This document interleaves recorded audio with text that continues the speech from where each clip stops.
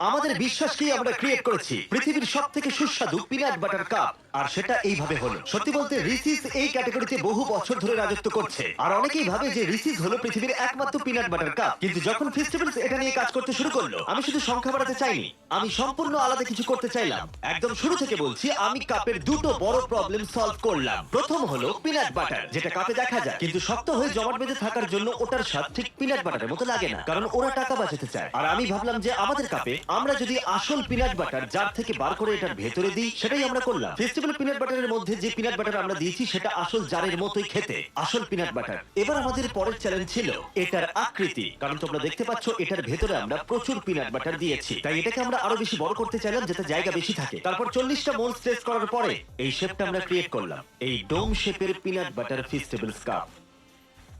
যেমনটা তোমরা দেখছো এর ভেতরে অনেকটা পিনাট বাটার রয়েছে। এটা হাই কোয়ালিটি ফেস্টিভ্যাল চকলেট।